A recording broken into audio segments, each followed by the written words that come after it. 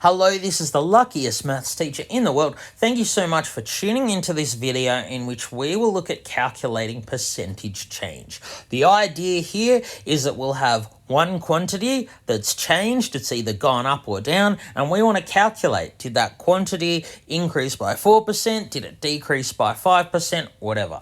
This is the formula we're going to use. So the percentage change is the amount by which the quantity's changed divided by the original amount, and we know to go from a fraction to a percent, you times by 100 and stick on a percent sign. So we need to be able to apply this to situations in financial mathematics. So let's look at this example here.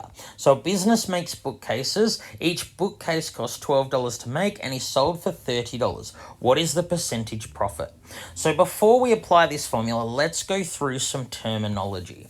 So in financial mathematics, what it costs the business to buy something or make something is called the cost price. So if you started your own business selling bottles of Coke, the cost price is what each bottle costs you. The amount that you make, the amount that customers pay for it, in this case $30, is called the selling price. So the amount the business pays for something is the cost price. The amount they sell it for is the selling price. So we're going to talk a bit about profit and loss. So the way you calculate the profit or loss is the same. It's always the selling price minus the cost price. How much a customer paid for it, subtract how much it cost the business to buy it or make it. So if this number is positive, if the selling price is more than the cost price, the business has made a profit. If the selling price is less than the cost price, the business has made a loss. So in this example here, cost price is 12, selling price is 30. So the profit for each bookcase for this business is just 30 minus 12 or $18. They make a profit of $18 on each bookcase sold. So how do we calculate the percentage profit? Well, we're going to use this formula here. So to find the percentage profit, we're actually asked the percentage change. We're asking by what percentage did the cost price change to get the selling price? So the way we're going to calculate it is the profit, which is 18, that's the amount of change. The cost price was increased by 18. It went up by $18 to get the selling price. So the total amount of change is 18. It's always divided by the original or cost price. So it's not 18 over 30, it's 18 over 12. And then to convert a fraction to a percent, we always times by 100, add a percent sign. So if you put that on your calculator, you get 150%. So what this means is that for each bookcase, the business makes 150%. The business marks up the cost price of $12 by 150%. If you increase $12 by 150%, you get $30.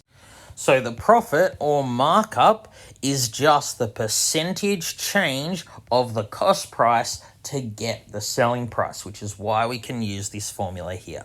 All right, let's now look at another example. So here I buy a car for $20,000, sell it 1 year later for $14,500. What's my percentage loss? See, here I've made a loss. The cost price is what the car cost me, so $20,000. The selling price is what I sold it for, what someone paid to buy it off me. You can see the selling price is less than the cost price. So if I do selling price minus cost price, I get a negative number. I get negative $5,500.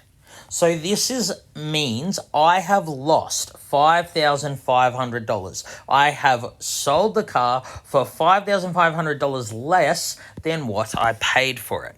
So how do we calculate the percentage loss? Well, we're just going to use that formula from the previous slide. We're going to calculate the amount of change. So the change is 5,500. We'll just use a positive number here. That is the change from the cost price to the selling price, when we're just always going to write it as a positive number. So 5,500 is the amount of the loss. So remember, when I'm finding percentage change, I always divide by the original amount or the cost price. I don't divide by the selling price, the amount it ended up. I always divide by the original amount. So this here is a fraction. If we want to convert it to a percent, we times by 100 and stick a percent sign on the end. So if you put that on your calculator, you get 27.5, stick a percent sign. I have made a 27.5% loss. In other words, 27.5% of this original price is $5,500, the amount that I lost. I lost 27.5% of what I bought the car for when I sold it. All right, let's look at another example. So we can apply this percentage change formula to situations that don't have anything to do with financial maths. So the population of a town is currently 52,000. The population next year is 50,000. By what percentage has the population decreased in the last year? So we're going to use that formula. Firstly, what goes on top of the fraction is the amount by which the quantity is changed. Here, the quantity is the population of the town. So the population of the town has decreased by 2,000. It's changed by 2,000. We always write a positive number here. So this is the amount by which the population has changed. And once again, we always divide by the original amount. So it started at 52,000, ended up at 50,000. But we divide by the original amount, the starting amount. We never divide by the end amount. So 2,000 over 52,000 to convert to a percent times by 100 and stick on a percent sign.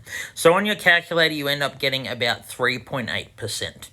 So what does that mean? So that means about 3.8% of people in the town left the town by the next year.